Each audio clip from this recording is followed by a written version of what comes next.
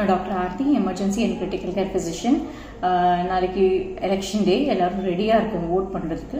But vote போடுறதுக்கு முன்னாடி நம்ம பாதுகாக்கிறது ரொம்ப ரொம்ப முக்கியம். ஸோ வயசானவங்க போஸ்டரில் ஓட் போடினாலும் பக்கத்தில் இருக்கிறவங்க ஓட் போடுறதுக்காக ஒரு சில முக்கியமான ப்ரிகாஷன்ஸ் எடுத்துகிட்டு போகிறது ரொம்ப நல்லது. வயசானவங்க, ப்ரெக்னென்ட் லேடிஸ், பெரியவங்க கூட போகிற சின்ன பசங்க, இவங்களும் இல்லாமல் ஜென்ரல் பப்ளிக்கும் ஒரு சில ப்ரிகாஷன்ஸ் எடுத்துக்கிட்டு போகிறது ரொம்ப நல்லது.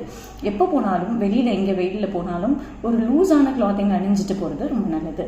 ரொம்ப டைட்டாக கிளாத்திங் போடாதீங்க. மல்டிபிள் லேயர்ஸான கிளாத்திங் போட வேண்டாம். ரொம்ப கம்ஃபர்டபுளான, நீங்கள் எதில் ரொம்ப கம்ஃபர்ட்டாக ஃபீல் பண்ணுவீங்களோ அந்த மாதிரி ஒரு கிளாத்திங் போட்டுட்டு போகிறது ரொம்ப நல்லது. கூட எங்கே வெளியில் போனாலும் இந்த வெப்பநிலையில் ஒரு பாட்டில் தண்ணி எடுத்துகிட்டு போங்க.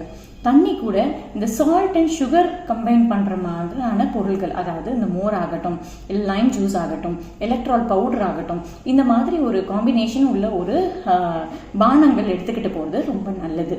ஸோ எப்போ யாராவது நீங்கள் அந்த எலெக்ஷன் லைனில் வெயிட் பண்ணும்போது ரொம்ப வேர்த்து கொட்டினாலோ இல்லை படபடன்னு இருந்தாலோ, ரொம்ப ரெஸ்ட்லெஸ்ஸாக இருக்காங்க, ரொம்ப கன்ஃபியூஸ்டாக இருக்கிறாங்க, திடீர்னு மயக்கடிச்சு கீழே விழுறாங்க அப்படின்னு நீங்கள் பார்த்தீங்கன்னா இம்மீடியட்டாக அவங்கள ஒரு ஃபேன் கடியில் உட்கார வச்சு உடம்பு தொட்டு பாருங்க. ரொம்ப அதிகமான வெப்பநிலை இருந்தது அப்படின்னா இம்மீடியட்டாக அவங்க ஒரு கிளாத்திங் எடுத்து அவங்க உடம்பு ஃபுல்லாக நல்லா வைப் பண்ணி வச்சுட்டு கொஞ்ச நேரத்தில் அவங்க பெட்டர் ஆயிட்டாங்க அப்படின்னு நீங்கள் ஃபீல் பண்ணீங்கன்னா வீட்டுக்கு அனுப்புங்க. அப்படி இல்லைன்னா இம்மீடியட்டாக மெடிக்கல் அட்டென்ஷன் பண்ணுங்க.